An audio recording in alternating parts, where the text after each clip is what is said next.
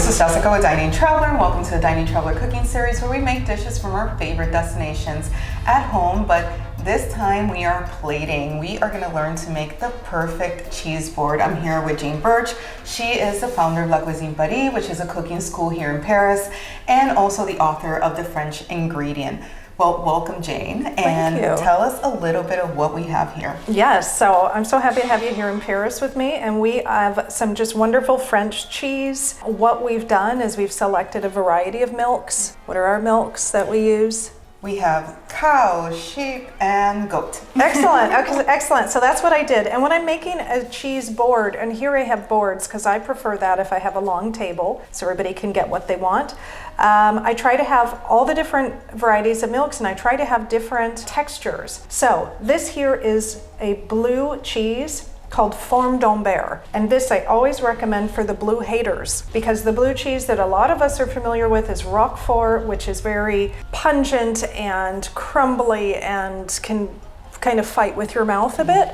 This is really creamy and beautiful. So any blue hater, I always suggest that. That's cow. Here we have another cow called Saint-Nectaire, and it's a Saint-Nectaire fermier, and fermier means farm. So you will see a difference if you buy this in just a normal grocery store versus if you go to a fromager, which, as we know, a fromager is where they sell cheese exclusively.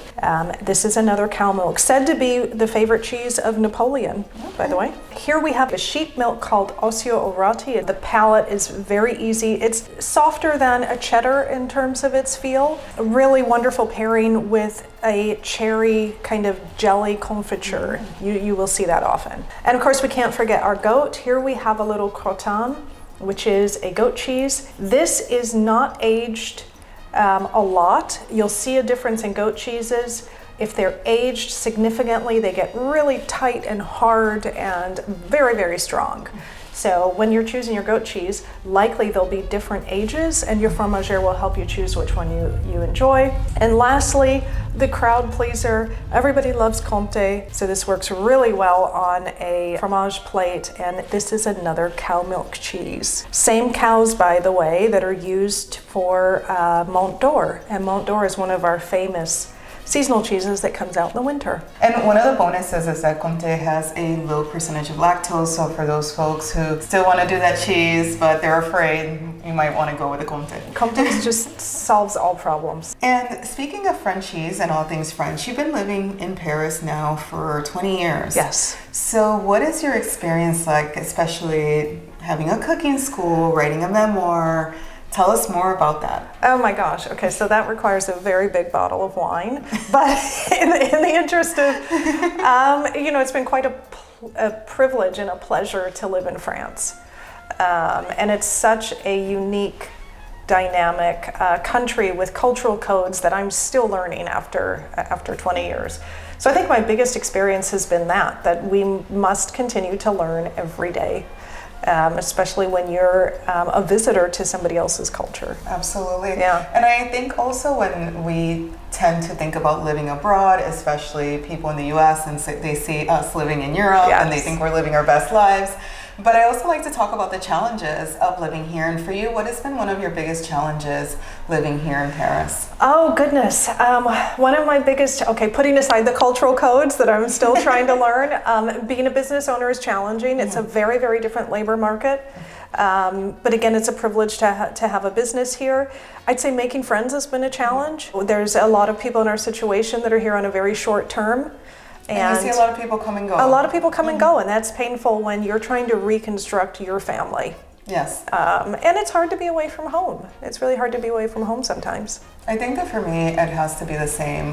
The cultural norms, and that has also been challenging. The little nuances, especially with the language. Even if you speak it, I'm still trying to get used to all these little expressions that might be different in English or in Spanish, which are the languages that I'm fluent in. Right. And I miss home. I call me crazy, and I know a lot of people don't want to hear this, but I do miss things open on Sundays or things open late at night and 24-hour supermarkets. So I do miss a lot of that convenience of living in the US, but at the same time, I've also learned to live with less, which I think that moving forward in the state of the world, that is a good learning experience. Yeah, absolutely. And I think one of the things I've personally learned and I've become proud of is that I am different. And that's okay. And actually my differences have made me a better business person. They've allowed me to knock on doors that maybe the average person wouldn't, because there's those cultural codes and how you approach things. And I don't have that background. So I just kind of race right in sometimes. Great, ignorance is bliss. Exactly. And going back to the French and the cheese and the approach to food here, and people here are very purist when it comes to their food. And you continue to mention the fromager, which is a person that their sole job is to sell cheese. Exactly. And for those who are visiting, how can you take advantage of being able to have those experiences? For example, going to a cheesemonger or going to a caviste, which is a person that sells wines. Absolutely. Well, the first thing I would say is be curious. Understand that these are professionals. This is their trade. This is their life's purpose. They're experts. So you should approach them with that understanding. You have the privilege of shopping in their store, and ask them about what they have, what they recommend. Oftentimes they'll want to advise you on what you might enjoy. So for an example, if I go to my fromager and I say, listen, I'm going to have a dinner party. I'd like to have 5 cheeses. I'll ask them what's in season. And they will suggest different cheeses depending on the time of year. They'll also ask me things like, when the gentleman went to go get the goat's cheese, he said, would you like it more fresh or do you want it more aged? So engage with people, and that's how you get to discover different products. I would also encourage that you do that at the market. That's a great way. Also, you hear a lot of other people ordering, and you get a sense of what types of cheeses people put on their cheese plates, which is fun to be nosy, because then I get ideas. And at restaurants, fromage is always served after the main, before the dessert. And sometimes you'll end up at a restaurant where you get a fabulous cheese board. Just a little golden rule: never take more than 3 to 4. Okay. It's not a free-for-all. Okay. you have to still be delicate, and if you want more, you can ask. So of course this is in Paris, but if you're, let's say, back home in the United States, how can you recreate this at home? Okay, first thing I'll say is get online and buy a ticket to Paris. No, I'm teasing. But what is the best time to visit? Because I always tell people, even though January is drab and wet, I think it's a great time to be here. I think January is a fabulous time. There's no crowds. There's no crowds. You have Paris to yourself. You really get a sense of how Parisians live. Yes. This city operates at a very different tempo. I think any time of year, depending on your interests, is wonderful, and I think you should see them all because they're so different. Absolutely. So.